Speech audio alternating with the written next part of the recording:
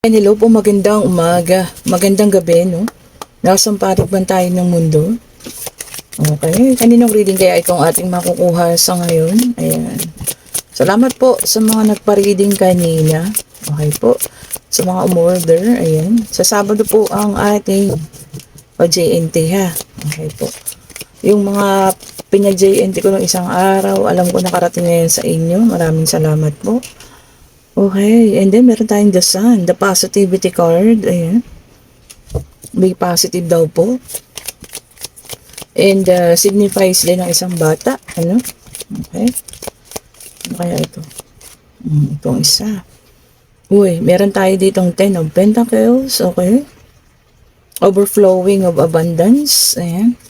And financial, okay. Meron din sobrang pagmamahal sa mga aso, no? Ayun, no? May alaga silang aso. Okay.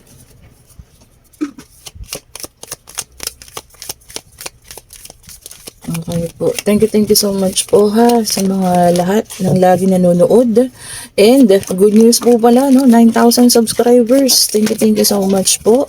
At talaga naman, di ba, pinorcast ko nung nakaraan. Sabi ko, by February, magiging na to, 10,000. Which is talaga naman, And sabi ko, by March, 10,000 na tayo. 10,000 new followers, 10,000 followers. Salamat po ha sa inyong talagang walang sawang pagsuporta. Talaga nadadagdagan tayo. And then, this is a queen. Okay, Queen of Cups. Ayun, may hawak na cups. Emosyon. Ano na naman ito? Emosyon. Okay. Uy, dalawa. Ay, naku po.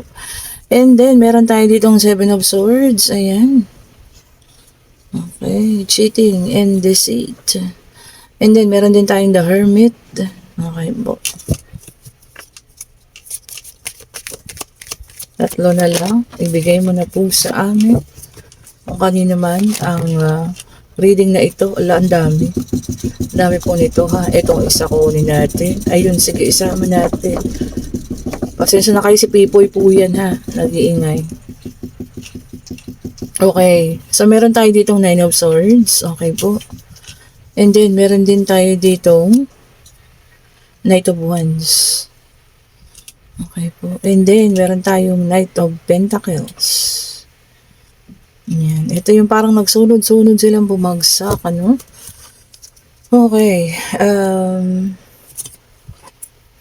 So, meron tayong isang knight dito, no? Ayan. Maaaring meron na siyang sasabihin sa'yo. Meron siya ipagtatapat po, ha? Meron ako nakikita itong bata. Ayan. So, maaaring meron magbubuntis or nagbubuntis po, ha?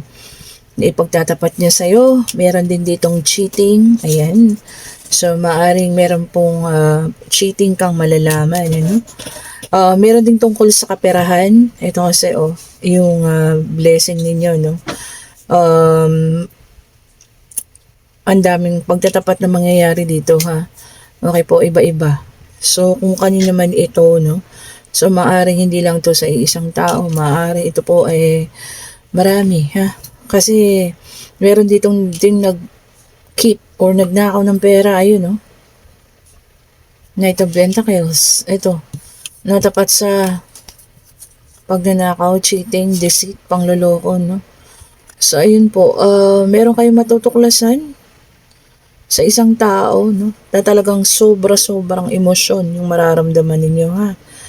Okay po, may involved na bata. Uulitin ko, ha? May involved na bata. Meron pong involved na kaperahan. Ayan, ano? Meron din pong involved na babae. Ayan. At meron din tayo ritong pangalawang beses, pagnanakaw. Okay po. Kung ano man itong matutuklasan ninyo, maaaring sa person ninyo ito. Ayan. Hindi na itarago. Hindi niya na kayang itago, no? Or hindi na maitago yung mga bagay na ginagawa niyo sa iyo. Pwedeng nakabuntis, yan. Pwede rin may anak na pala, ayan po. So, kung ano man yung matutuklasan niyo, no, sa person niyo, definitely po, ito yung guguho sa mundo ninyo ngayon. Kung sino man yung makaranas or maaring nakaranas na nito, no? Yun nga, ano, sana mapagtagumpayan. Sana po makayanan ang mga revelasyon. Inyong malalaman. Ano. Mabigat ha. Mabigat po ang mga revelasyong ito. Okay po, may kinalaman sa pera, may kinalaman sa pagbubuntis, merong ibang babae, at meron din pong pagnanakaw. Okay po. Oh, same thing. Tingnan nyo naman. So, Nine of Swords. Ito po ay para sa Gemini, Libra, and Aquarius. Air sign. Same thing. Oh, tingnan nyo. Oh. Pero talagang pipiliing manahimik nung isa. Oh. Tingnan nyo naman. Kahit na sobra nang nahihirapan. Okay po. Baka kadulot ng depression, anxiety, no? Insomnia. Definitely, hindi ka makakatulog sa pag-iisip. Sa oras na malaman mo ang mga ganitong bagay, ano? Isa man sa mga bagay na yun. So, ayan yung mga sekretong kanyang itinatago, no? Mabubunyag na. Okay. So, ayun po, ha? Kung sino man sa inyo yung makaresonate, sana makayanan po, ha? Wag ninyong, ano, kumaga, wag ninyong, tawag dyan, wag kayong magbabad sa ganong emosyon, ha? Wag niyo pong tambayan. Daanan nyo lang. And then, meron tayong Two of Swords. Air sign na naman. Gemini, Libra, and Aquarius. Naka-reverse po, ha? O, sabi rito, confusion. Pagkalito, pagtataka. Siyempre, magtataka ka. Bakit niya ginawa sa'yo yun? Ano nangyari? O, diba? And then, meron tayong Ten of Swords in reverse. Air sign. Gemini, Libra, and Aquarius. Sabi niya rito, recovery. Okay, saan pa ba papunta, no? So, after ng mga pain, syempre dapat magkaroon tayo ng recovery. Okay po, sabi ko nga huwag tayo magbabad sa mga ganong emosyon, ha? Syempre po, dapat pagdaanan lang natin yan, kahit gaano pa yung kasakit. Although wala po akong karapatang magsabi sa inyo na pagdaanan lang yan, kasi alam kong napakasakit. Kung meron kayong isang matutuklasan man sa isa sa mga yun, ano?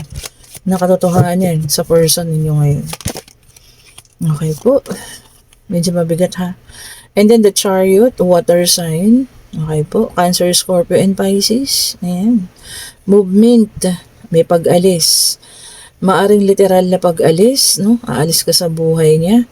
Or aalisin mo yung connection ninyong dalawa. So, depende, ha.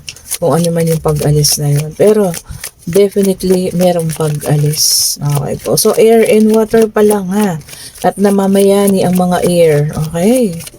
Ano pa ba ang danyong ibibigay sa atin?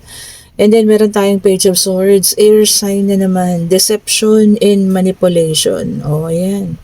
Para sa iba naman, ha. Baka nagagamit at mamanipula na kayo, no? Kaya, tingnan niyo po, ha. Ang mga taong inyong makakasalimuha. Baka minsan ginagamit na lang kayo, no, para sa pansarili nilang interes. Okay po. Tignan pa natin. Dito pa. And then, meron tayong Ten of Pentacles, Earth sign na ito. Ayan. Para sa iba, ha. Financial loss. O, pagkaubos ng pera. O, baka nasobra ng paggasta ng mga nakararaang panahon, Pasko't Bagong Taon, Valentine's Day, ano. Hindi na paawat sa paggasta. Ayun po. Kaya minsan, ano, kailangan natin mag-budget. I-budget din po natin, ha. Hindi yung gastos ng gastos. Alamin natin kung nagkakasya pa ba yung kinikita natin sa ginagasta natin. Okay, and then meron tayong the Strength, fire sign na ito. Okay, so parang meron na tayong air,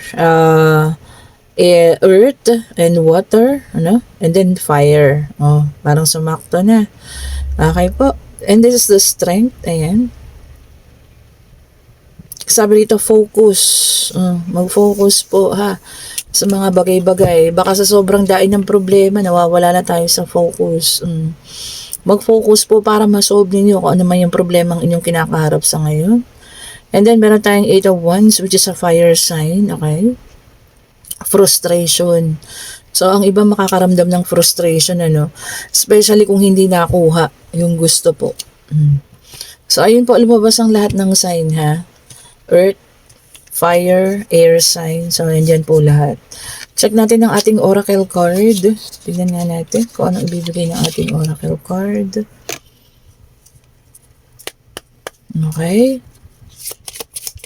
I-check natin kung anong ibibigay ng ating oracle card. Bigyan mo naman kami. Yung maganda po ha. Para pambawi naman sa unang situational reading na napakabigat. Okay po. Ang katotohanan ay mabubunyag niya. Siguro din hindi yan na kayang itago. Ano? So hinayaan niya na lang na mabunyag na at malaman mo ang katotohanan. Bigat ha. Ang kanina naman po ito ha. Sobrang bigat. Ito. Dumulo siya. Ang ganda. Relaxed energy. O siguro kasi magwi-weekend ha. Ang ilan sa inyo, mag-relax lang daw po. Para makabawi sa pagod nitong mga nakaraang araw. Okay po. And malapit na ang Marso. Ayan, tag-init na. Ingatan po ang kalusugan. Sabi ko nga sa inyo. And then, meron tayo ditong take root. Sabi niya, alamin ang pinanggalingan. Kumbaga, pinakaugat.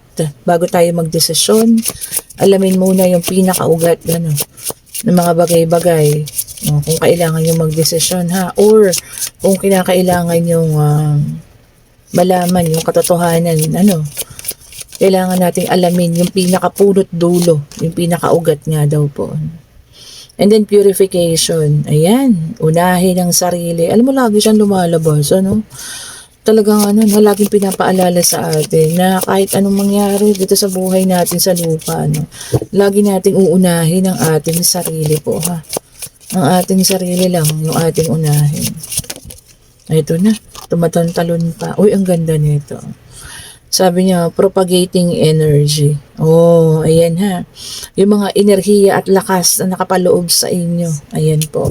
Sabi niya rito, ipunin. Baka maaring may paparating. Nakakailanganin natin, ano. Whether it's emotional energy, physical energy, ano. Ipunin daw po at ating i-reserve. Sabi niya, propagating energy. Baka maaring may paparating po ha. Or relating na din sa ano, situational reading natin, ano, na talagang ang katotohanan ay mabubunyag na. Totoo po, alam niyo yun, yung pagka ang katotohanan ay kumbaga ay nabunyag sa iyo. For example, meron talagang totoong nangyayari, no? Na ikaw naman, wala kang kaalam-alam. Tapos biglang-bigla, no? Sasabihin niya sa'yo, eto yung mga pangyayari. Alam niyo po yun, yung parang manginginig yung buong katawan mo, na hindi mo maintindihan, na parang may gustong kumawala sa'yo, pero hindi ka makapagsalita.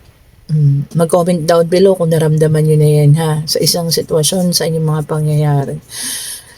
Ayun ano, so hindi natin makokontrol. It's an emotion. Talagang lalabas at lalabas nga daw po. Ang mga ganong emosyon, pag may mga pagkakataong ganun po. Okay. So ayun ha, kung sino man sa inyo yung nakakaranas or makakaranas ng pagkaalam sa isang katotohanan, ano, magpakatatag po ha. Lagi kong sinasabi, magpakatatag, ayan. Daanan lang, okay po. Kung kinakailangan ninyo ng kausap, ayan. Kung mausap kayo ng mga kaibigan, yung mga trusted ninyong kaibigan, ano. Ayun po. Hindi, wala naman ibang tao makakaintindi sa inyo, kundi yung mga tunay at tapat ninyong kaibigan. Okay po. O, ito na. Magtanong na. Yes and no card. Ayan. Pag-ibig, financial, pangyayari, pag-travel, kung ano man ang gusto yung malaman na. Ito na po ang kasagutan ng ating yes and no card. Divine Universe, ibigay mo po sa amin ang inyong kasagutan. Siya o, kita nyo, siya, ayan.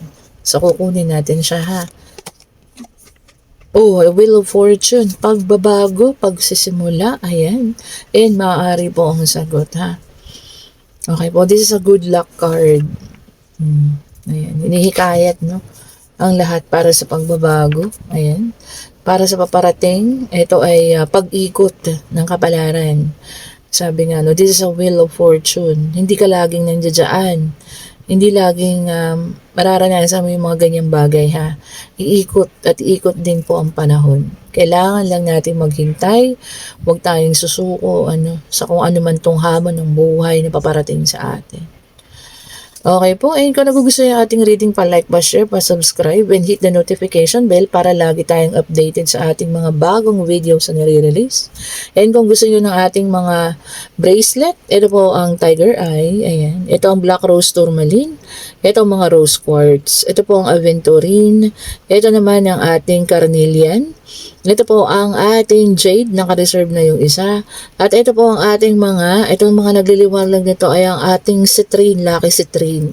Sabi ko nga, hindi na kailangan magpaliwanag sa inyo dahil marami na po yan napatunayan, manifestation.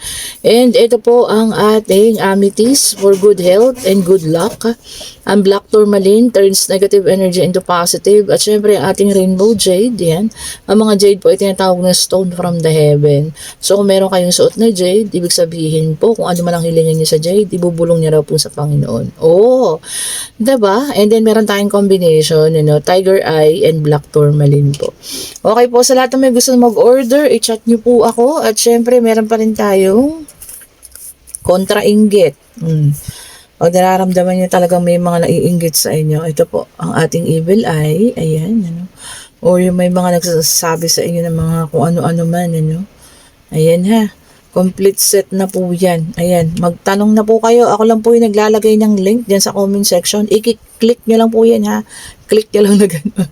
Mapupunta na kayo sa Facebook po at ako po yung inyo makakausap po. Maraming salamat po ulit ha sa mga bagong subscribers at umabot tayo ng 9,000. Alam ko by March nasa 10,000 na po tayo. Thank you so much po for watching, and kung gusto niyo ng private reading para bukas, Friday, mag-message na kayo ngayon na para kayo ay mabigyan ko ng schedule. Okay po, dahil ngayong gabi meron na tayong schedule po hanggang mamaya. Thank you so much. Bye-bye po sa inyo.